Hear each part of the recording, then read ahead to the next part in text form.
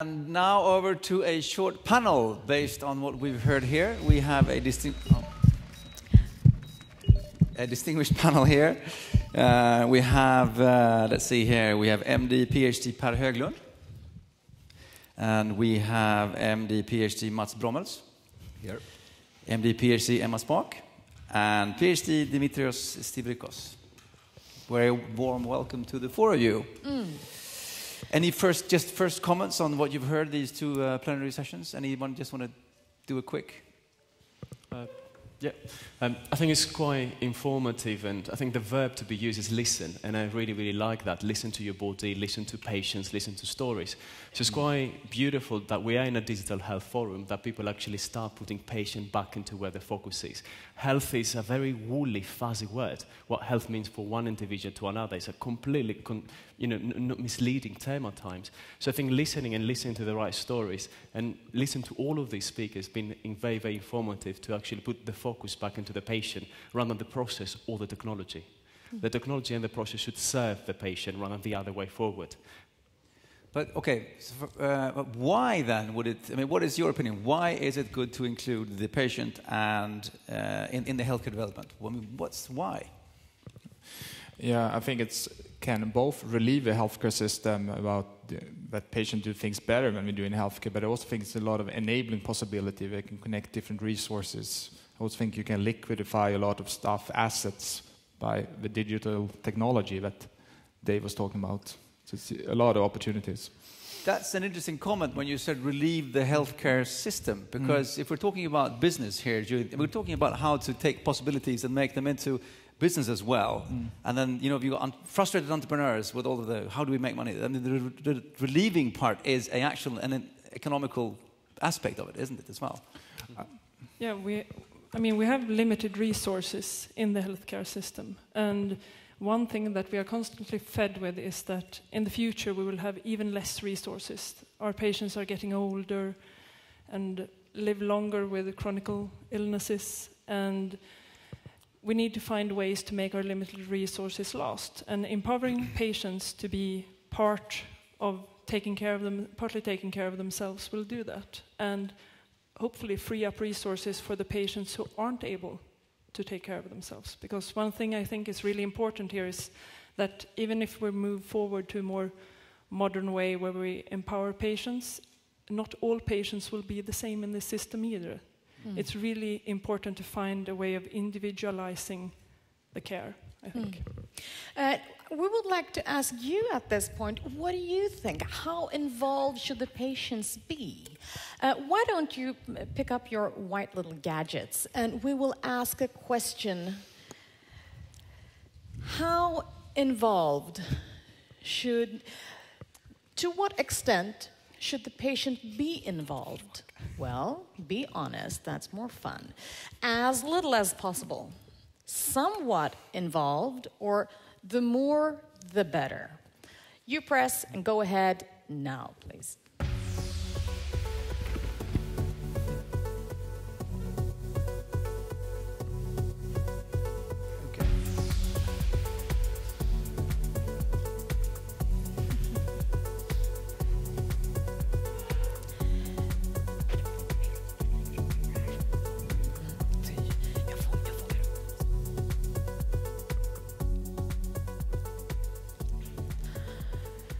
Let's look at the result.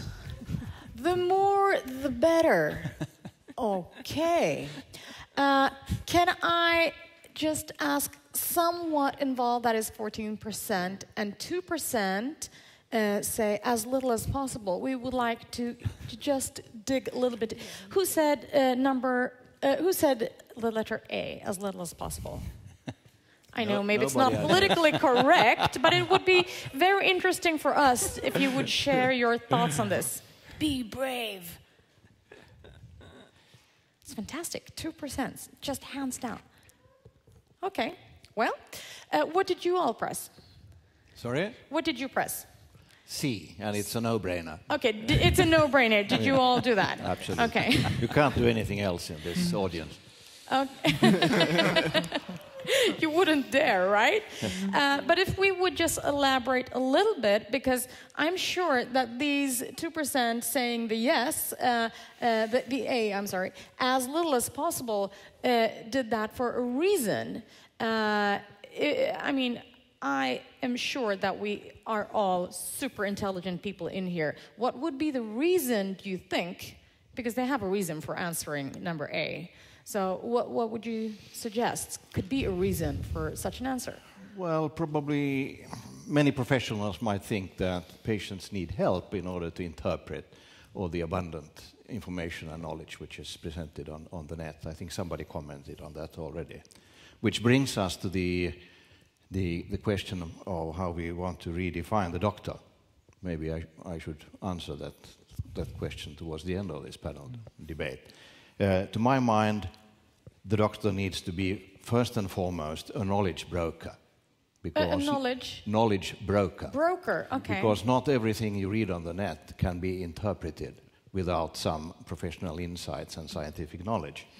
Secondly, the doctor needs to be a consultant, or rather a steward on the patient's journey. Thirdly, a case process designer, like the two Sophias we've seen earlier this morning. And finally, and this is the last one, an interventionist. There is still some scope for the traditional doctor's role in the future also, although it's very important to make use of digital technologies, robotics, and also to train technicians to support in those interventions. Finally, I think this panel is quite interesting as a demonstration about the tensions between digital and analog. Two of the panel members are digital. They are working on a tablet or a smartphone, and two of us are analog. And what makes the difference is that the digital technology you use in one way, but the analog one in two ways, either right hand or the left hand. Nice to see you, Emma. It's quite fun, actually, because I'm here with you, my script on a piece of paper, and you're on the iPad. So yeah. Maybe we visualize. It's just funny, actually. Emma, what do you say? What are your thoughts on this? On the doctor's role? Yes. The roles in general, the roles are changing within the healthcare system. But I think we're in some of the talks here, we're still describing the really sort of traditional view of the doctor as this sort of unquestionable authority, and the way that patients might feel a bit, well, frightened coming to the doctor. And I think we're already sort of in our minds moving away from that role. I don't think I represent the younger doctors, and I think that we're sort of growing into a system where that role isn't acceptable, and we don't want that role. We need more of a sort of collaborative partnership with our patients in order for this to work. And I think both doctors and other healthcare professionals and patients need to grow into that new kind of role. It's a growing process for both sides. What do you say, Pär? I think to add on to Mats' list, I think empathy is something that will be even more important in the future, and probably be, if I would tell young people to invest as a doctor, would be learning about the healthcare system, but also work on their empathy, because I think that will be really valuable. But isn't that also, I mean, as listening to the different talks and listening to you as well, I mean, I hear the trend like within physical training, where you have a coach but you can go training yourself, you know what to do basically, but then you go to like a personal trainer or an expert to get the actual in-depth advice for what to do. Absolutely, that's a really good metaphor, and I think this is why health professionals need to be facilitators rather than directors. So far, most people really believe that they're making the executive decision about one's health journey, about medicine, about how they're going to take it. However, I think digital health solutions and platforms should empower individuals to become the directors of their own health, and then health professionals, doctors, nurses, carers, they need to be facilitators. So indeed, a personal trainer never lifts the weights for you. It could assist you to improve that rather than actually do the job. So it's facilitating and removing the directorship role from them. But if you further bring the metaphor one step further, I think it's important to remember that in order to get your exercise efficient, you need to do it in a group, with the group pressure. So we need the community. Patients and doctors together. I think one important difference that we should never forget is that your training, then you can say, today I'm not capable of training anymore, and the coach won't call you and get you to do your exercises, whereas the healthcare system can't abandon a patient who are no longer able to be in charge of their own journey. When the patient's health deteriorates so much that they want to place the responsibility in the hands of the healthcare system, we have to be there and help those patients. I think that's a very important thing, that every patient, you shouldn't have to decide in the start of your journey if you want to be the really active patient or the one who rely more on the healthcare system. That changes throughout your journey, and we have to be able to provide for both kind of So what patients. you're saying is, don't forget the care in healthcare. Exactly, it has to be there when. You were when it's all needed. listening to Sophia's talk also, and Sophia showed this graph of patient Helen, or I don't remember her name, and she was trying to move ahead, feeling worse and worse, and just going backwards and in circles, and didn't move anywhere. Did you have, from your perspective, do you have any thoughts on what they were talking about? Unfortunately, I think it's a really true image of what often happens. And I think one of the things that we are really, that you can be a bit self-critical about in the healthcare system is that we aren't really able to see information that way. When a patient comes to the healthcare system, it's like it's for the first time very often. And I think that's really unfortunate. And that's why we need to work on the journey and connecting all the different bits of the healthcare system, because it's too fragmented. I think you get more of an image snapshot, and if you like the metaphor, it's more like a video. You should see it over time and getting the more nuances and what happens over time. And it's a question of learning also. This patient experience was now made visible by Sophia, and that knowledge needs to be shared among all the practitioners involved. They can learn from this story. Absolutely. And the last thing, they need to learn to listen, because I think, we only listen what we want to listen. We don't actually, we need to take a part of that story and actually dissect it and truly understand what components of that actually can add to the information, rather than simply use, in often cases with GPs, they tick boxes where, we've had that and the other. The real health and the real science and innovation happen between the boxes, not what they're expecting to listen, but what is actually being told in one consultation and so on. So navigating, understanding the storytelling and taking the real characters and incidents to make, a full picture of what's happening rather than just simply ticking a box. You work as a consumer and business psychologist. What kind of tools do you think are most efficiently that actually make the patient feel involved and empowered? I think I will have to agree with the community element. We never listen to anyone else. In reality, we listen to our own self. As you said, about listening to our bodies, understanding who we are, is also creating a community, a group or a patients group, as our keynote speaker actually mentioned, that allows us to feel, understand, and contextualize our own experience so we can take action. If someone just bluntly tells us to do A, B, and C, in most cases we won't actually do it.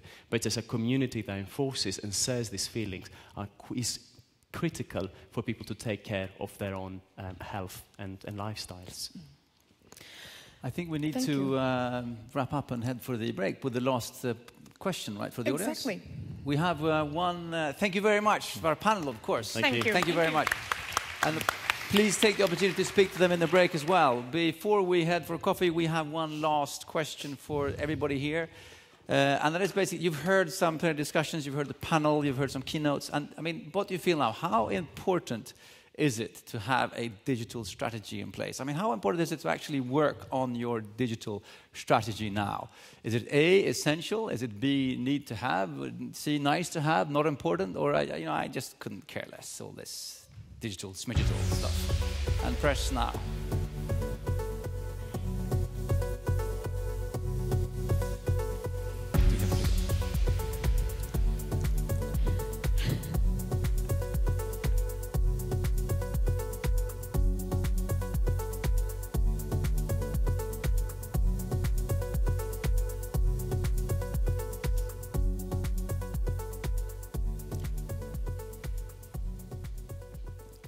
Right, let's see, we have essential, 71%, and 3% I couldn't care less. All right, so let's discuss this over coffee. If it's essential, well, what would it look like? Use your colleagues, meet new acquaintances, and share information, and we'll see you back in a little while. Thank you.